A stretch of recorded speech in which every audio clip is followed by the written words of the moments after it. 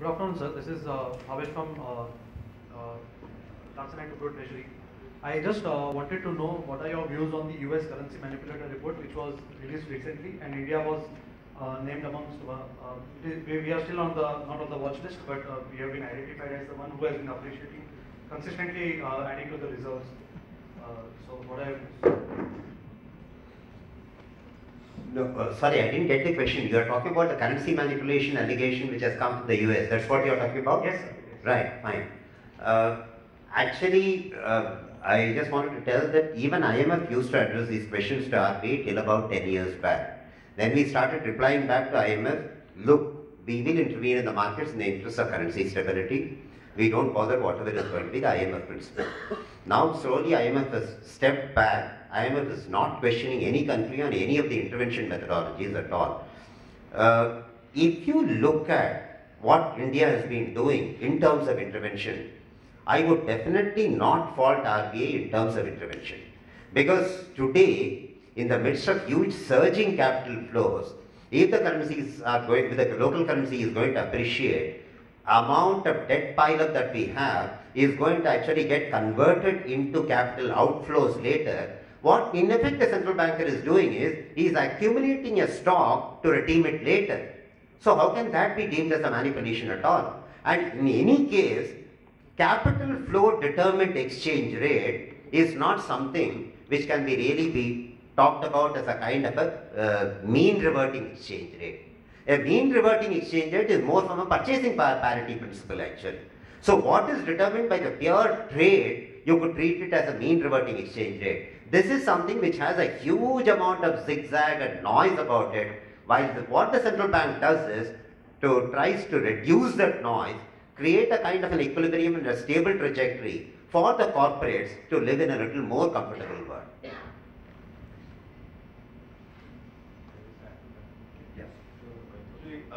More than India or even, by the way, this currency manipulation charges have been leveled against most of the East Asian currencies. That is not just India, Thailand, Korea, I think Taiwan, but most of all, the biggest recipient of this threat, if I can call it, from the USA has been China.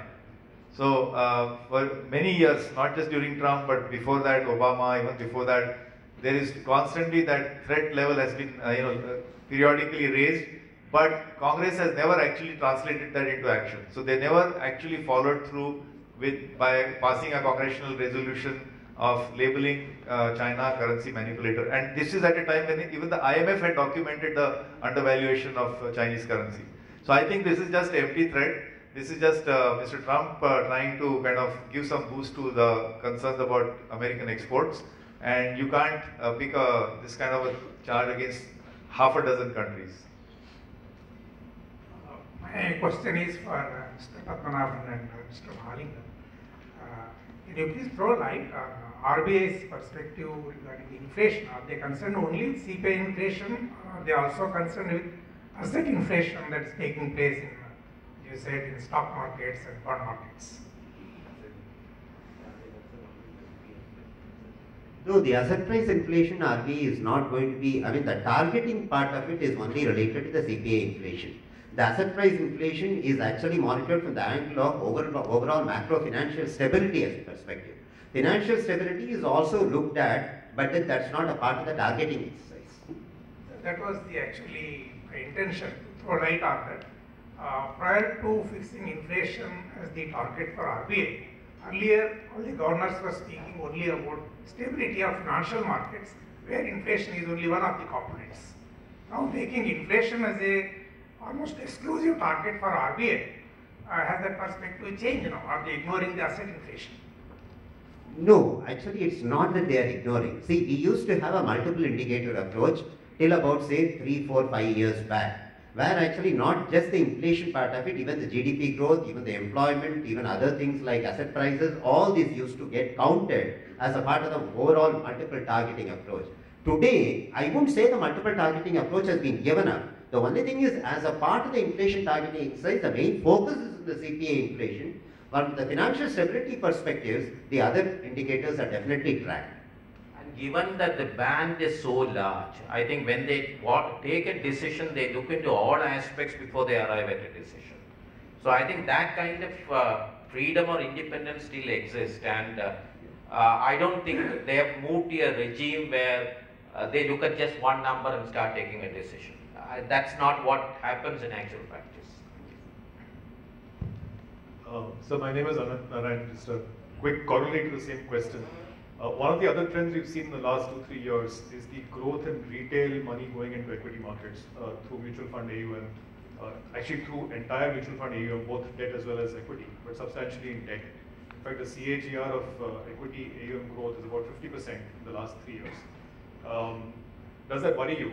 The fact that real rates seem to be coming off quite sharply, and therefore post-tax returns on fixed deposits have come down as a corollary of monetary policy. A lot of passive savings is going into SIP, which is touted as a very nice, safe way of investing, and that would be contributing to the asset inflation as well. Does that worry you at all? Purely from a SEBI perspective, actually, the mutual fund asset under management has been under close monitoring. The kind of CAGR that mutual fund has witnessed in the last about 5 years is absolutely unprecedented as far as any asset class in India at any time in the entire history of the financial markets. Just to give you a perspective, it was 5.87 lakh crores asset under management under mutual funds in March of 2012. Today, in October of 2017, we are at 21.41 lakh crores actually. It's much, much more than even triple. Now, we are concerned from the perspective that it's not actually a huge kind of a mis-selling which is taking place. SEBI is more worried from the angle that the investor should not be taken for a ride. That is going to be SEBI's main concern. There is another concern that could arise from the stock market boom and a lot of retail investors getting sucked in. And tomorrow the mutual funds are going to actually experience a huge amount of decline. How will they take it?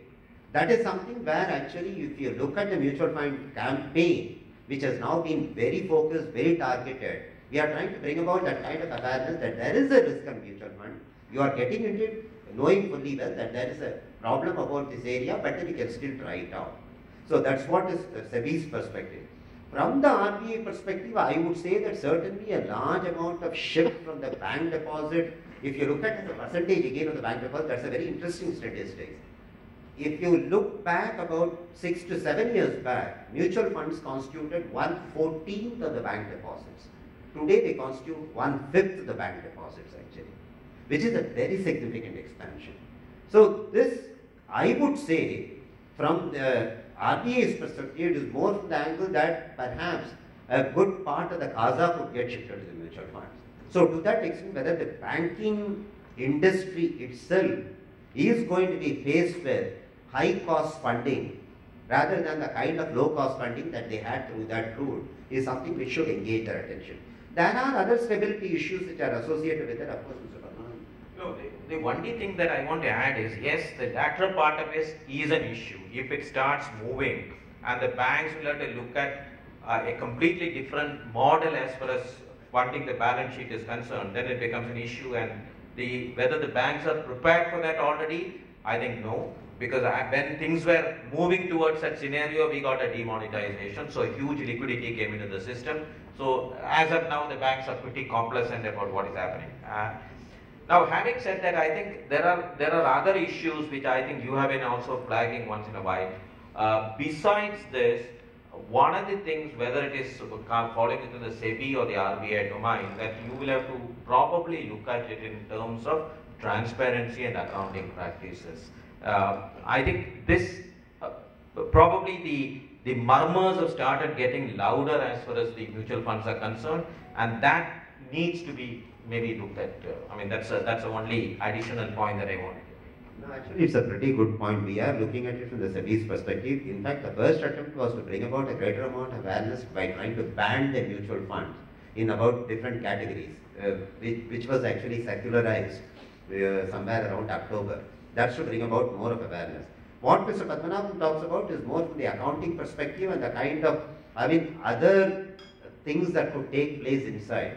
We are actually instituted a risk-based inspection of the mutual fund system overall, akin to what RBI does as a risk-based inspection of the banks actually. Now this is clearly going to identify, number one, What is the kind of asset portfolio that mutual funds run? What is the kind of risk which is inherent there? Should the inspections be more frequent depending upon the risk rating of the mutual funds? This is what is being done right now. So my name is. Am I audible? Just a little louder and hold the mic closer to your. Yeah. Am I audible? Not audible. You can. Yeah, basically my question is on recapitalization of banks. I mean, this is a repetitive exercise, you know, in terms of consistent NPAs over a 5-7 year period cycle, right? What is your opinion on privatization of bank, primarily from the aspect that giving financial capital once in a while can, you know, solve a short-term problem? But what about the human capital problem in public sector banks, which is primarily the reason because of the large NPAs we're seeing in the public sector? How do you see privatization as an alternative, and do you really see that happening in Indian economy over the next 1 or 2 decades? Okay, I think I should take that question basically. Now, I think let me answer this. First of all, I think once this problem started, there has been more than required or the necessary kind of attention that is being thrown in about the HR issues, the bank's lending issues. To my mind, that's being slightly overstated. Now, let me tell you this. I think the majority of the so-called, since we are talking about treasury, majority of the treasurers who are there in the private sector have their beginnings in the public sector. So it is not that the HR prima facie has a problem as far as the public sector is concerned. And if you take the current NPA problem, if you say that all this is an account of the bad lending policies of the public sector banks, I would probably not agree with that.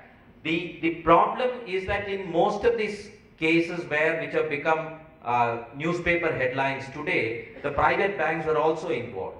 But what was differentiating between the public and the private sector banks is that the ability of the public sector banks to cut losses and get out at the appropriate time, whereas cutting losses and getting out is subjected to intense scrutiny even after a decade as far as the public sector banks are concerned. So they work under an constraint. Please remember, the NCLT procedure could never take off.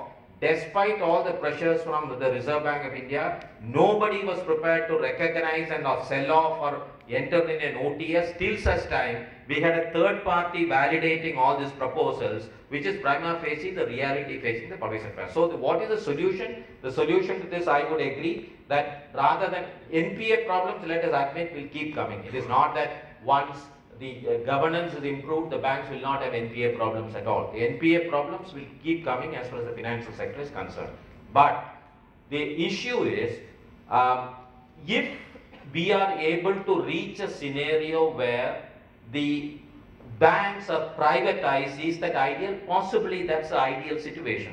I think several people have recommended that the government can even keep the golden share and bring it below the 50%, so that many of the issues that faced by the public sector banks, they are making them operationally on par with the private sector, and then I think you must be able to take the matter forward. But that's a difficult, we need to be practical as far as this country is concerned. Whether that is possible, that's a hard decision that the government has to take. But ultimately, I think several pieces are being moved where I think we may move towards that, if not in the short term, in the medium term. But as far as this is concerned, this is the one way that you could go ahead, because unless this cleanup happened and this recognition happened, I don't think these public sector banks are ever going to come around quickly in the case of next 3 to 5 years. So in terms from that perspective, I would think that it is a major positive decision taken by the government.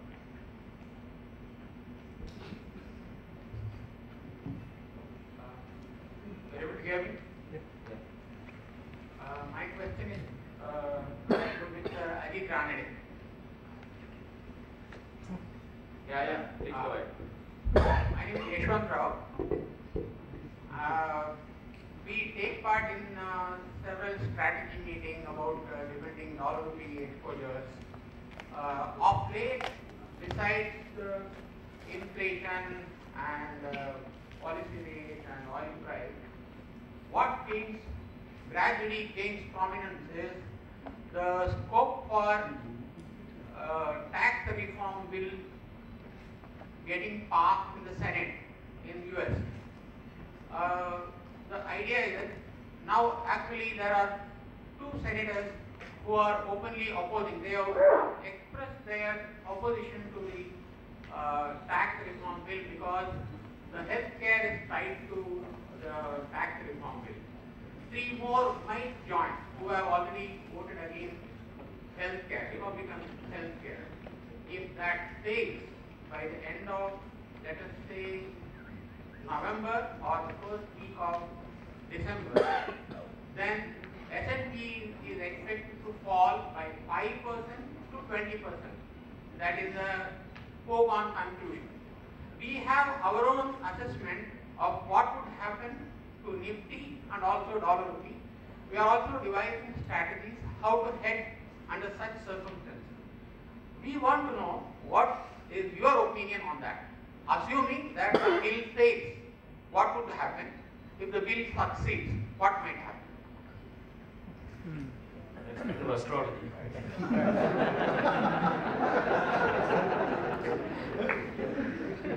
It is for dollar rupee, nothing else. Only for dollar rupee. No, that's what he meant, dollar rupee astrology. So I think there are too many imponderables, like you said, conventional indicators, or we look at maybe inflation rate, inflation differential, then of course you look at monetary policy in India, monetary policy overseas, then you look at fiscal situation in India, and now you are bringing in the political behavior in the US legislature. So I don't know where this number, you said that the S&P may fall by 20%. So that sounds like a October crash, October 87 crash. I don't know if that is what will happen, because you see, Mr. Trump had promised and that he would undo the the Obamacare bill, but he was not successful. So it is clear that there is a lot of debate even internal to his own party. And on the tax reform bill, the concern right now is that Mr. Trump's core base, you see, the core base of Trump are the people who feel left out of the American growth, so-called prosperity. And typically these are people in heartland or Midwest, where median wages have stagnated, typically, white neighborhoods and so on, not just black neighborhoods. So the fact is that this tax reform is not doing much. Much of the tax gains, savings, are actually going to the top 1% of the income pyramid. So it's not clear that actually the core base which has supported Trump, how they will react to the fact that the tax reform bill is doing the same thing, that, the same phenomenon and polarization that got Trump elected to the White House. It's the same people who will feel, who may feel upset about the fact that the tax reforms are giving disproportionate benefits to the top income earners. So I'm not sure that the tax reform bill will go through in the form that it's been presented. And given that this debate is so well known in America, for one thing, you must admire the fact that they still have a very robust and loud free press. So these views are coming up. So because of that, I don't think this kind of a discontinuous event in the stock market is possible. But of course, I'm not an astrologer, but 20% seems like a shockingly alarmist number. If the tax reform bill goes through, they expect that a lot of American companies will repatriate profits from overseas back into America. That will not happen instantaneously. There's $400 billion. So that of course causes the dollar to strengthen. But at the same time, you have the rates going up, the Federal Reserve Bank. So this is going to take over a period of time. The Trump, if you remember, the so-called great event, very disruptive event was that Bernanke's taper tantrum. That was 2013 May, more than 4.5 years ago. And the actual taper, when it happened, there was not even a murmur. And it's taken 3-4 years. Even now, the balance sheet has not started shrinking. The taper actually has not even begun. What has happened is that the growth rate of money supply has actually come down, money printing. So this won't happen. Short answer is that I don't think it will happen so swiftly and so discontinuously. So our forecast for the rupee dollar is again, I think it was discussed in the morning. Anant, you said at 65 to 67 for next year. Yeah, paucity of time. Like Anant, I also are crazy to get forecast of currencies. We at almost 31st March, we have done a poll and we have told them that we'll host a dinner as well as. But these days, if you want to get a final answer, probably refer it to the Republic TV. Okay. So one last. So. No more questions. Okay. You will be rest assured, like this, many seminars almost will do for focused corporates. From that time you can take the question. We have hosted a contest on 31st March. The following are the winners. The contest was, what is the closing rate of dollar rupee on 31st March 2017? The winners are Mr. Sanjeev Patra. Are you there? Manish, Saurabh Goenka and Vikram. Please come and take prize from stalwarts of markets.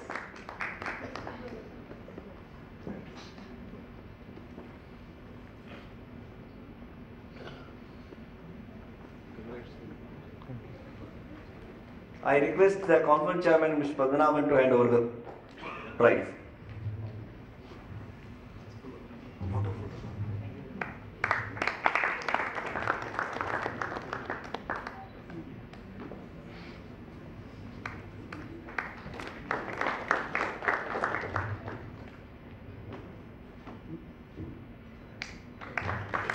Any winners I have left out? Because this time, first prize was Sanjeev Patra and 4 runners-up. 4 have forecasted exactly what is the closing date. That was. Any more left out? No, Anna. Chiki. What was the rate closing date? 64.85. 64.85. But when this was announced? January. No, December. Before December. Before December. Okay, please announce that. Okay.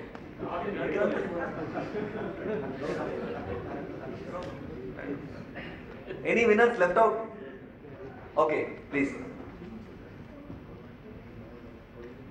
Your name? Parinsha. Parinsha, yes. Parinsha also. I'm sorry.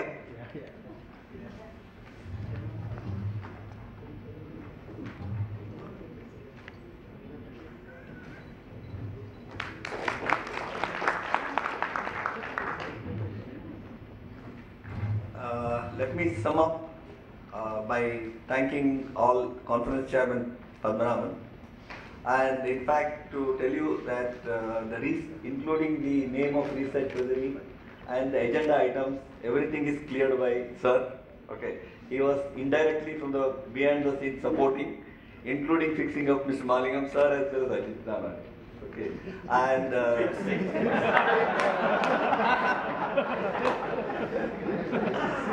okay, so paucity of time, I can't talk more. You know, actually the conclusion part was supposed to be done by Padmanabhan sir. So I will attempt it. You know, I have only 2 minutes. What Padmanabhan said is that to conclude, the Treasury should have strategic way, compliance, technology, and risk management. This is what he focused. And he also said that, jokingly he says, old man. Jokingly he says, no more you don't call me. So for me, he is like Alan Greenspan of US. You know, Padmanabhan will be there maybe till he is 90 or he will be forever. Nobody will leave him. He has energy like me also. The good energy he has got, and his intellectual powers nobody can question. And right now, not only the forex market, the country is looking for restructuring of public sector banks to Padmanabhan. See, anything is happening, recapitalization, everything, he is keenly involved in it, you know, in it. And then another passion of his is similar to me, that is SMEs, rate transparency, SMEs. He is very focused. As a chairman also, I think he is fostering that in Bank of India. Now coming to Malingam sir, Sriram told that this is the first time I am hearing Malingam sir speaking like this, you know, and